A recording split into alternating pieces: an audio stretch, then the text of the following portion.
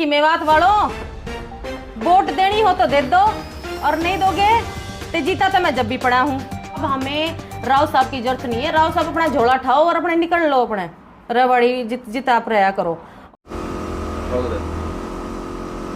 रजिया जी 25 तारीख को मतदान है और आप दिन प्रतिदिन चुनाव प्रचार के लिए मैदान में जा रहे हैं। किस तरह का रिस्पांस आपको पब्लिक से देखने को मिल रहा है? देखिए, गुरुग्राम से राज बब्बर जी को कांग्रेस ने प्रत्याशी बनाया है और जनता से राज बब्बर जी को अपरंपार मोहब्बतें मिल रही हैं, मोहब्बतें नवाजी जा रही हैं। जहां वो जा रहे पल के बिछा के उनका स्वागत हो रहा है, फूल मालाओं से स्वागत उनका हो रहा है। लोग इंतजार कर रहे हैं कि कब वो हमारे घर आएं, कब हम उनसे मिलें। और इतने लोगों की तादाद है, जहां जहां जाते हैं वो हर आदमी उनको हाथ पकड़कर ये प्रॉमिस करता है, ये वादा करता है कि हम वोट आपको करेंगे, हम वोट कांग्रेस को करेंगे। दिन पे दिन जनाधार हमारी कांग्रेस के लिए बढ़ता जा रहा है, लोगों को दिलों में मोहब्बत जगती जा रही है और लोगों को एहसास भी होता जा रहा है कि हाँ, क्या सही है और क्या गलत। क्या लग रहा है आप लोगों को इस बार जो इंद्रजीत सिंह की बादशाहत है गुड़गांव लोकसभा से खत्म हो जाएगी? देखिए, अब उन्होंने भाषण दिया था मेवात के अंदर कि मेवात वालों वोट देनी हो तो दे दो और नहीं दोगे तो जीता तो मैं जब भी पड़ा हूं। तो मैं तो कहती हूं, अगर वोट लेनी ही नहीं है आपको तो आप अपनी बेटी के साथ क्यों पड़े हो मेवात के अंदर? क्यों आपको आज जरूरत पड़ रही है मेवात के अंदर वोट मांगने की? उनके दिल में खलबली मच चुकी है, राज बब्बर जी के काफिले को देखकर हलचल मच चुकी है, रातों की नींद गायब है उनकी। तो कांग्रेस हम जीत रहे हैं, हरियाणा पूरा कांग्रेस जीत रहा है और इंशाअल्लाह ताला मेवात से उनको जिता कर भेजेंगे। अगर राज बब्बर जी यहाँ से सांसद बनते हैं तो किस तरह के वादे वो लोगों से कर रहे हैं कि मैं अपनी जो लोकसभा क्षेत्र है उसमें क्या काम करूंगा? देखिए, कल एक मीडिया वाले ने हमसे सवाल किया था, एक बेटी होने के नाते मुझसे उन्होंने सवाल किया था कि आप क्या वादा इनसे चाहती हैं। तो मैं तो कांग्रेस पार्टी की नेता हूं, तो मैंने उनसे कहा, मैं राज बब्बर जी से मैंने कहा कि सर, हमें हमारे इलाके में यूनिवर्सिटी चाहिए, सड़कें चाहिए, अच्छा वातावरण चाहिए हमें, और अच्छे हॉस्पिटल चाहिए और कॉलेजेस चाहिए, स्पोर्ट्स के स्टेडियम चाहिए, स्पेशली स्टेडियम चाहिए हमें, अखाड़ा चाहिए गर्ल्स के लिए। तो उन्होंने मुझसे वादा किया, वहाँ और भी लेडीज़ें बैठी हुई थी, उनसे वादा किया है कि अगर मैं आता हूँ अहिरवाल रेजिमेंट के लिए और बेटियों के लिए, ज़रूर उनका हक दिलवाऊंगा उन्हें।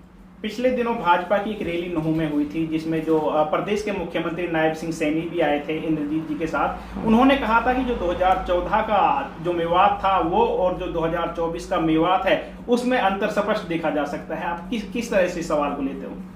नहीं, 20 साल में उन्होंने काम किया क्या है? ये खूनी रोड को चौड़ीकरण करना था, वो काम नहीं हुआ। यूनिवर्सिटी हमारे क्षेत्र में आनी थी, वो नहीं आई। स्टेडियम आई नहीं, तो क्या उन्होंने कर दिया 20 साल में? हमारा क्षेत्र तो आज भी वैसे के वैसे ही पड़ा है। अब हमें राव साहब की जरूरत नहीं है। राव साहब अपना झोला उठाओ और अपने निकल लो, अपने रबड़ी जिता प्रया करो। और अपने जो आपके जो लोग हैं जो आपको ये अंदेशा दे रहे हैं, आपको कह रहे हैं कि मेवातियों की वोट आपको मिलेगी, तो आपको ये एक वोट मेवाती की नहीं मिलेगी। मेरे भाइयों, मेरे बुजुर्गों, मेरी बहनों, जो आप मुझे देख रही हो, अपनी बेटी रजिया को देख रही हो, झोली ओढ़ कर आपसे राज बब्बर जी के लिए और कांग्रेस पार्टी के लिए वोट मांगती हूँ कि आप मेरे नेता को जिताइए और फिर मेरे इलाके में काम देखिए। आप रजिया जी, आप कह रही हैं राव इंद्रजीत के लिए एक भी वोट जो है मेवात से नहीं पड़ेगा, लेकिन अगर हम बात करें चौधरी जाकिर हुसैन की तो वो राव इंद्रजीत को भरोसा दिला रहे हैं कि यहाँ से 100% वोट मिलने जा रहा है। देखिए, अब खैर मेरे तो खैर दादा ही लगेंगे जाकिर जी, तो ज़्यादा टिप्पणी मैं उनके लिए नहीं कर सकती। हाँ, यदि अगर पार्टी की बात आती है तो मैं बेशक उन पर टिप्पणी करूँगी। उनको यूनिवर्सिटियों की बात करनी चाहिए, उनको खेलों की बात करनी चाहिए, महिलाओं की शिक्षा की बात करनी चाहिए। सालाहिड़ी में एक कॉलेज है, तो उस कॉलेज में मुझे नहीं लगता सही से टीचर भी हैं एजुकेशन देने के लिए, लेक्चरर भी उसमें प्रोवाइड हैं। उनको बूचड़खानों के ऊपर बात करनी चाहिए, ख़त्म करने चाहिए, जबकि वो बूचड़खानों को लाने में उनकी भागीदारी निभा रहे हैं।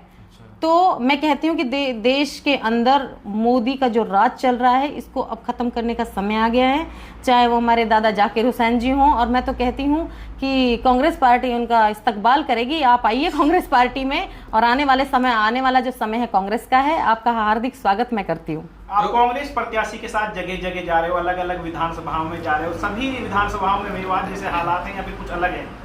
सभी में बहुत बुरे हालात हैं। जैसे हम लोग गए थे कल जौरासी गांव में, सड़कें टूटी हुई हैं, पानी की सुविधा नहीं है, कुछ मतलब कुछ भी चीज़ें नहीं है। मतलब अगर जैसे सरपंच भी अगर किसी को बना रखा है, पार्षद बना रखा है, कोई कहीं पे काम करवा के राजी नहीं, क्योंकि उनको डील करने वाला कोई नहीं है। और रहा एमपी का सवाल, तो एमपी जी ने तो मतलब वो 5 साल में एक ही बार दौरा करने आते हैं कि मुझे वोट दे दो। और अब की बार तो उन्होंने इतना बड़ा तंज कस दिया, मेवाट वालों देनी है तो दे दो, ना तो मैं जीता तो पड़ा हूं, तो जाके अपने रेवाड़ी साइड से वोट मांग लो। रेवाड़ी साइड भी पूरा सपोर्ट हमारे राज बब्बर जी को मिल रहा है। तो रजिया जी क्या लग रहा है इस बार जो है पूरे देश में बदलाव हो पाएगा? बिल्कुल, बेशक। अच्छा, मोहब्बत की आंधी चल चुकी है। हाँ। ये गांधी की तरफ से ये आंधी चली है और इंशाल्लाह गांधी और गांधी परिवार इसमें जीत हासिल जरूर करेगा। तो रजिया जी मेवात की जनता से फिलहाल क्या अपील करना चाहते हैं? बस मैं यही अपील करती हूँ, जो मेरे भाई, मेरे बुजुर्ग, मेरे नौजवान साथी, मेरी माताएं बहनें जो मुझे देख रही हैं, आपकी बेटी रजिया बानो ये अपील आपसे करती है कि 25 तारीख को हाथ के पंजे पर निशान दबा के उन्हें वोट करें, सपोर्ट करें और उन्हें दुआओं से भी नवाजें, क्योंकि आपकी दुआओं की बेशक मेरे नेता को ज़रूरत है।